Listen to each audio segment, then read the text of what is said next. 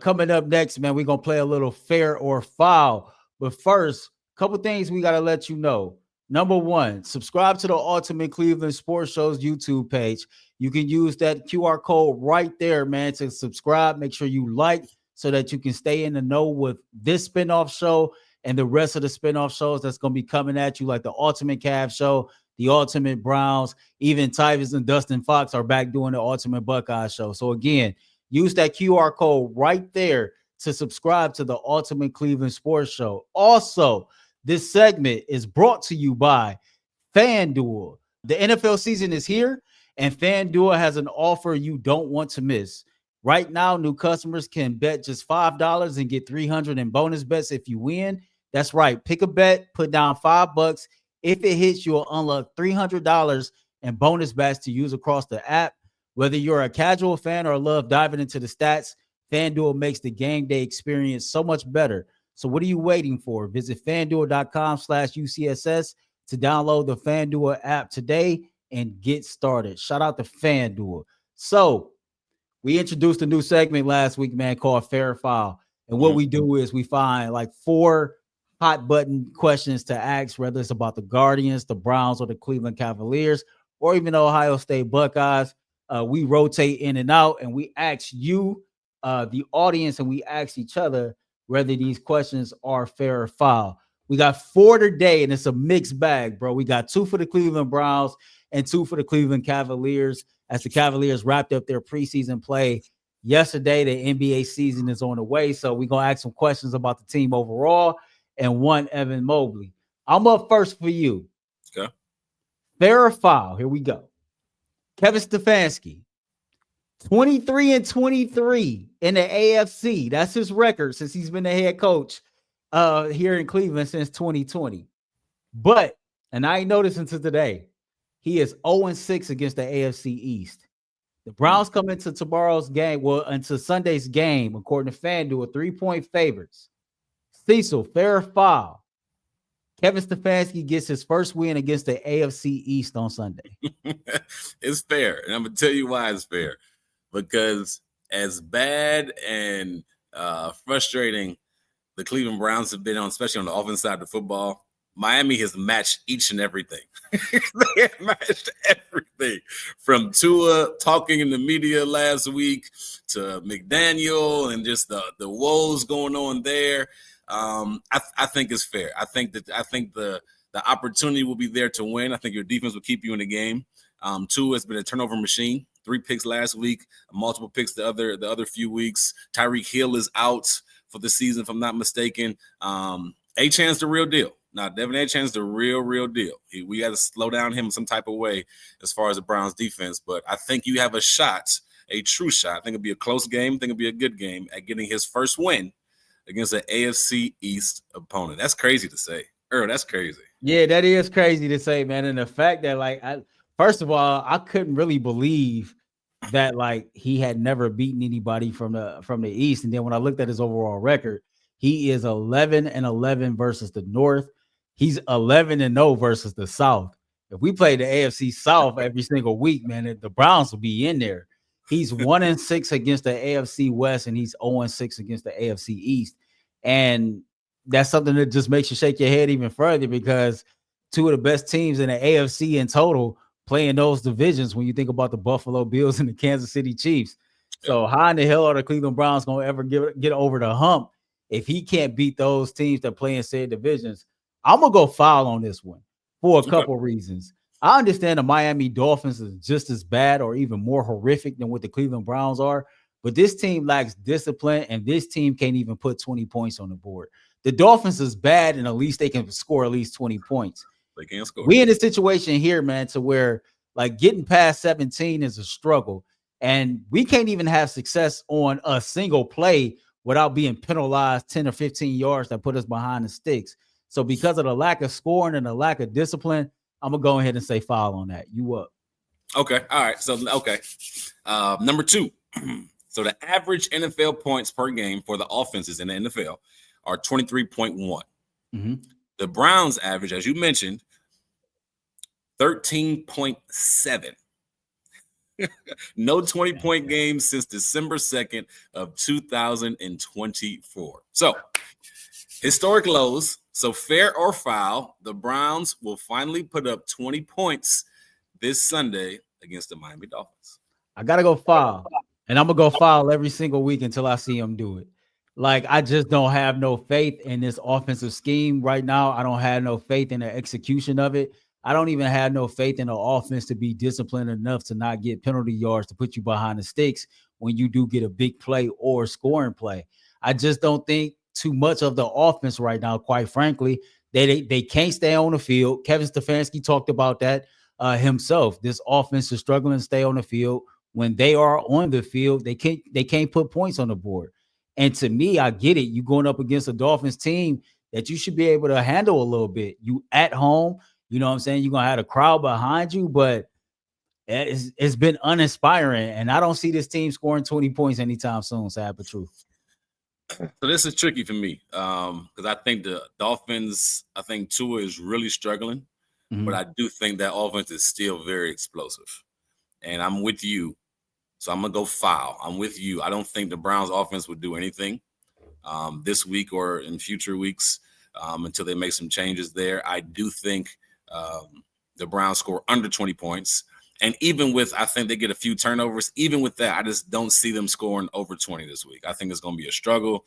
And once again, I think we may go 0-7 under Stefanski as far as the AFC East. Hey, this is going to sound crazy, but which unit you think puts the most points up on the board this week for the Browns? I was about to say that. The defense, the special teams, or the offense? Defense and special teams are going to come up with some type of points. Not going to be the offense, right? If you do win, it's going to be because of field goals and maybe a pick six or a fumble or something like that. Those are going to be the reason. Maybe even a punt return or a kick return, right? But those would be the reasons you get your points and go over 20 if you do. It's going to be crazy, man. Let's switch it over to the Cleveland Cavaliers, man. Again, Cavs season start next week. NBA season start next week. I think a lot of people here in the city of Cleveland is excited because we know what our basketball team is capable of. Just to see some hoops again, man, that's a fun time of year. This one right here is centered around one Evan Mobley. So Evan has averaged 15 points a game and 9 rebounds a game in 3 of his 4 seasons at least, right? Last season, he averaged 18.5 and 9.3 rebounds a game. Now, he's never averaged a double-double in his NBA career. So, fair or foul, Evan Mobley will average a double-double this season for the first time in his career. Oh, absolutely. I think that's an easy one, Earl. I think he'll continue to ascend. I think he said, 18 and 9 last year? Yeah. And with him being, I would say, more of a centerpiece this year, more of a larger role for him, I think everybody, the fans, the players are, and I think Donovan Mitchell said it. Like, he came out and said, we need more from him. Like, he has to step up and have that confidence to go out there and be the dog that we know he can be. And with him having a good year last year, I think this will be the year he goes a double-double. Now, I think it'll be somewhere in the 22 range and 10. I think he'll really kind of explode and really get on the scene even more this year because I'm honestly, as a Cavs fan, we need him to. But I think he's going to continue to ascend and just get better. I got to project it at around 24 and 11. If I'm being real with you, I think that points a game is going to go up significantly this year for a few reasons. One, you just alluded to. Anybody and everybody inside the Cleveland Cavaliers organization has said out loud that this team goes as far as Evan Mobley takes us. And when you look at his development through his first 4 seasons in the NBA, he has taken tremendous leaps and bounds every single year. You got some people, former NBA players, who believe that he can be an MVP candidate this year. I've actually put my eyes on him. Like, he looks in better shape. The footwork looks better. But I've heard also from afar that his mentality and the maturity of wanting to be the leader and the best player overall in the NBA is there, and he's hungry. And I believe, like, with a guy like Darius Garland, who's going to miss the first part of the season, and with a healthy Lonzo Ball, Lonzo is more of a facilitator when he's out there. And I think that Evan Mobley's usage rate is going to go up a little bit because I think guys like Lonzo Ball is going to make sure that he eat. And I think that you're going to also see him in some situations to where he's just a big-ass point guard. He's a point forward, bringing the ball up the court, being able to hit more than just a corner 3-point shot. Mike Lucas said it best. If there's any Evan Mobley stock out there, go buy it. And I couldn't agree with that more. I'm going fair, and I got him at 24-11 for the season. Man, I keep forgetting Lonzo Ball is there. And I think people don't realize how good of a point guard, a total point guard he is. Like when he's in the game, you just mentioned it, he's facilitating. He's what I say, run the show. He had Like 9 dimes last night. Like he is like, I mean, he loves to pass. I mean, even at UCLA, no matter where he was, his mind says, I'm going to get my best players the ball. That's what makes him so good, in my opinion. That's why I love him as a point guard. And I couldn't agree with that point more. When he's in the game, he's going to be feeding his guys. And one of the guys that's going to benefit from that is going to be Evan Mobley. All right. Number 4, last but not least, I think FanDuel has the odds at plus 650 for the Cavs to win the title this season. As of we all know, last year they were bouncing the second round, kind of really let down last year after a really, really big regular season. So fair or foul, the Cavaliers will reach the NBA Finals this season, Earl. Here's that Clevelander emotional Cavs fan tape.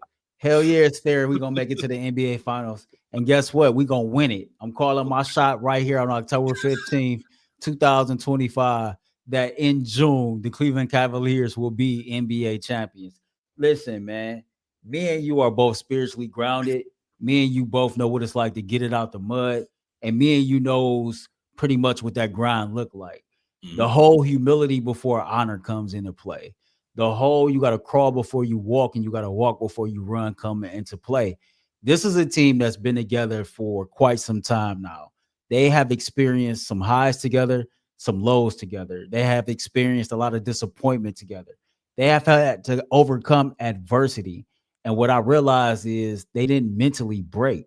Instead, they got into their bag and they used that pain, that failure, and that disappointment as a motivational key to be even better, to work even harder, etc.